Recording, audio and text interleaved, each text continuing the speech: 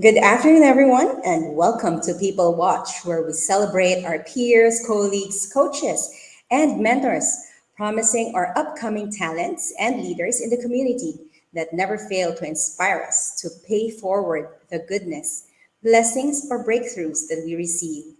I am Joan Chung, and as Ms. Joanne mentioned, I'm the People and Culture Director of Expressions. And for today's segment, we will highlight industry leaders that foster the health and well being of their employees. To join us as our guest for today, we have the CEO of one of the most iconic bookshops in the Philippines. Let us all welcome Mr. Jun Cabochan. Good afternoon, Sir Good Jun. afternoon. Good afternoon, Joan. Good to see you. Good to see you. Thank you for joining us today in our show. It's my pleasure. All right, so let's dive right in. Maybe you can tell us first, no, how did Pandayan came to be? How did you come up with Pandayan? Pandayan was a spin-off from a supermarket, a family business. We took out the school and office supplies and set it up as an independent store in Mhm. 1993. So today we have 137 stores today, Wow, 137 in that's a lot. Luzon. Yes. And given the 137 stores, no, how many people do you have right now? We have over 1,000 people, Okay. a little over 1,000. And how do you manage the well-being of your employees? First of all, I'd like to mention that the intention to promote the well-being of your employees is not a little thing. To do it, Mhm. you have to think about it constantly. And as a CEO, I think I spend most of my working time thinking about the welfare of our employees. And this is how I came out with certain ideas that help our employees. For example, each company has a mission statement. But Mhm. apart from that mission statement for the success of the company, we also have a mission statement for employees, and we call it Pangarap sa Panday. And it has five elements that each regular employee will sooner or later buy a house and lot, send his children to good schools, eat nutritious food, wear decent clothing, and spend leisure time once in a while. So every year we do a survey, we measure how many have constructed houses or how many have bought lots or house and lots. So we stand by this as a measure of our success. And it's so fulfilling to see that a good number of our employees slowly make their dreams come true of having their own house and lots. And maybe it's easier in the provinces because land is more affordable. So that's an advantage. But of course, to make all of this happen, you have to have a systematic approach because employees also need the wherewithal, the financing to buy a house and lot.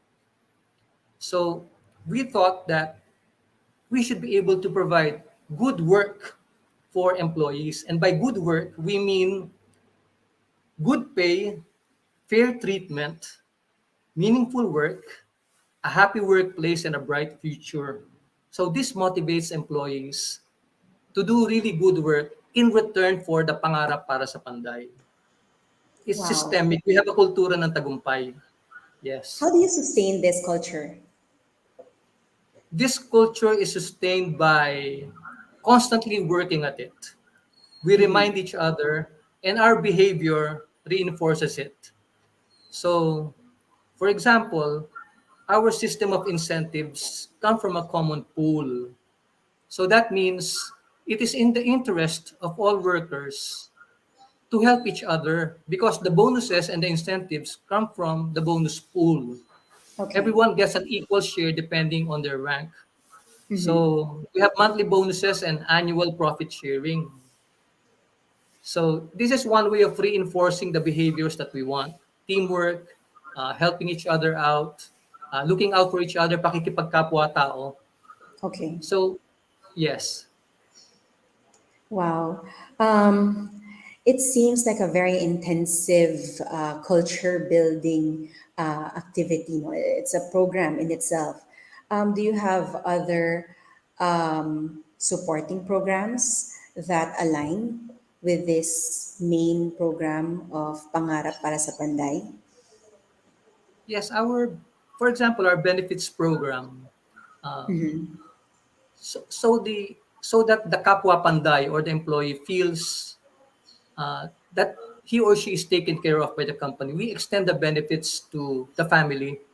For Okay. example, if a family member is hospitalized, the employee can take care of her child or her spouse, his child or his spouse, for 30 days in the hospital and get full pay at the same time. This is apart from the vacation leave or the sick leave.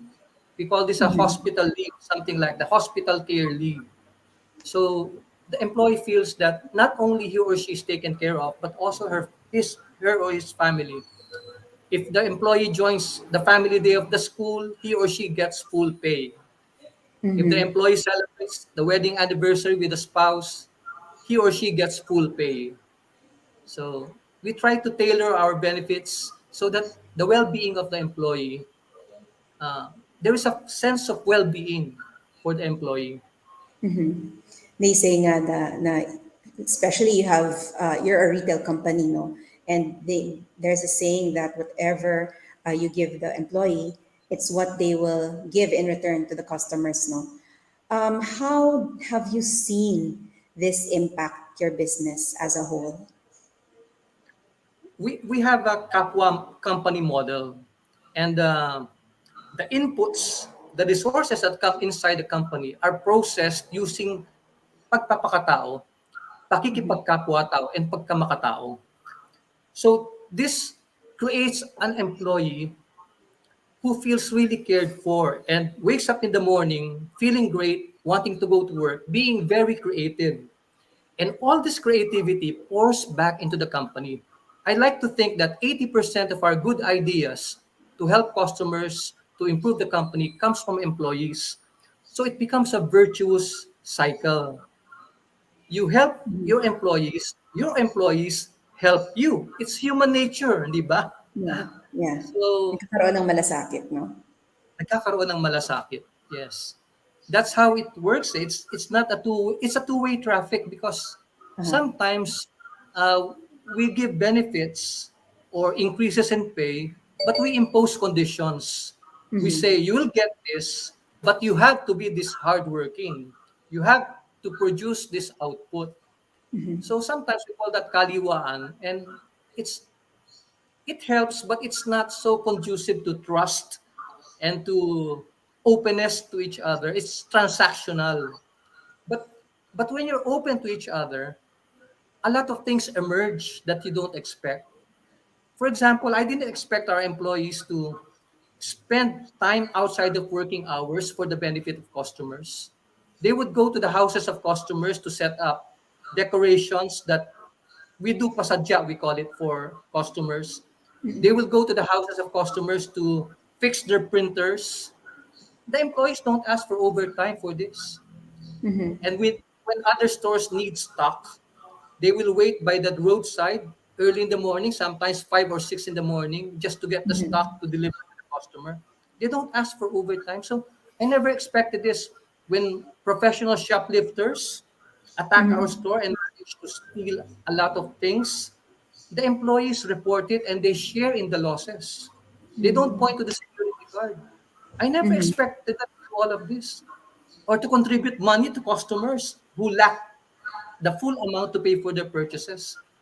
The employees actually extend loans or give money outright to customers because we're in the provinces. Many of our customers are come from the poorer brackets. So sometimes they Uh-huh. really lack the full money to pay for their purchases. So all of Wow. this happened. It's a wonder for me. Really, it's a wonder. I never expected all of this to happen, but good things happen when you treat your employees very well. That's my experience. I don't know if it's universal, but in our experience, that's the way it works.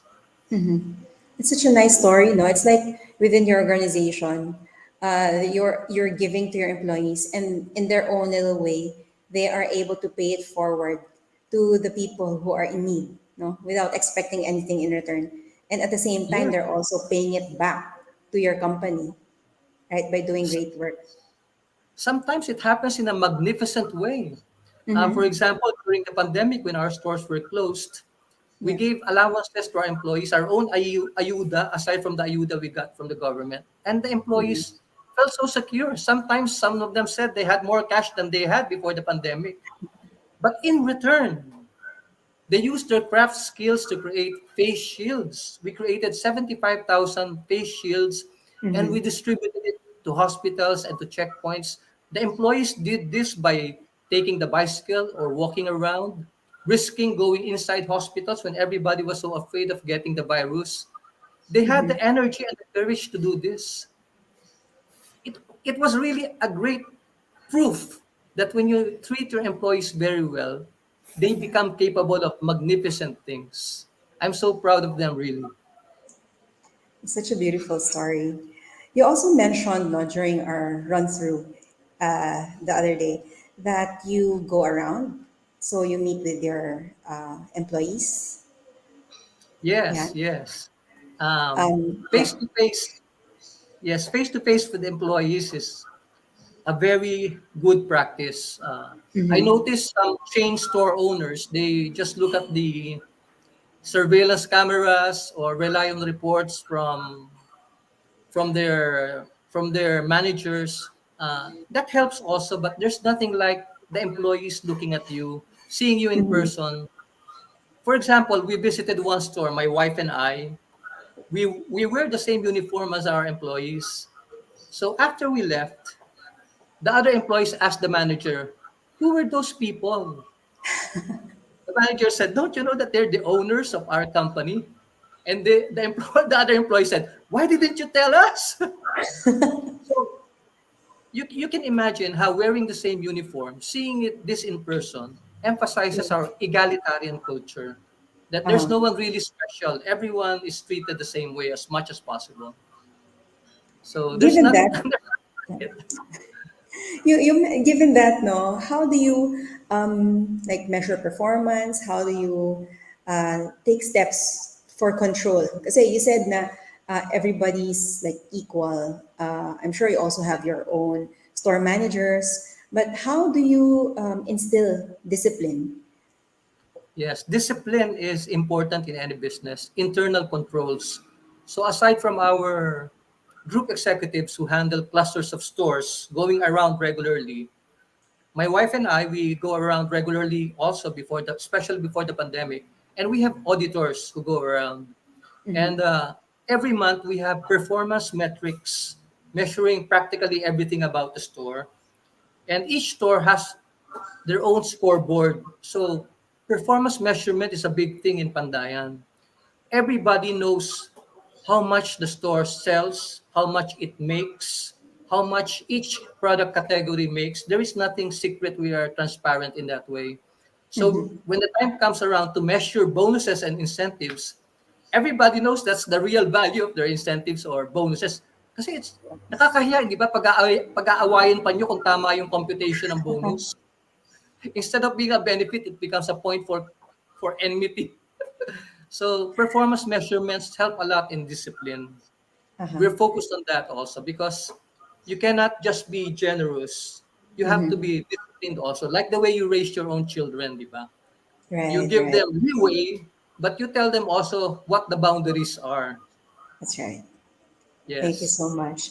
Um, I have time left for one last question, no? So this is a very engaging conversation. But siguro as a parting advice, no, maybe what is your advice for other business owners? How can we siguro replicate what you have in your store, in your culture? Each business owner or CEO has a particular approach to success. They might emphasize strategy. It just so happens that I emphasize the people factor. Right. But you cannot avoid it in any business. You will have employees, especially if you have a big company. So I think you have to really pay attention and spend time thinking about your employees. And you have to trust in the benefits of being generous for your employees, that it will turn out right. It's like when you care for your children, you don't, it's not, it's unconditional love. But sooner or later, you will see them returning the love that you gave them. It's the same thing with employees. They're people. So you love them, they will love you back. That's what I can say. Thank you so much, Sir June. That was a very engaging sharing and very inspiring as well. I've had a little bit of goosebumps while you were sharing your story, especially doon sa pangarap ng Panday, no? This is very inspiring indeed. So again, thank you so much for spending your time with us, Sir June. Thank you, Back to Joanne. you, Miss Joanne.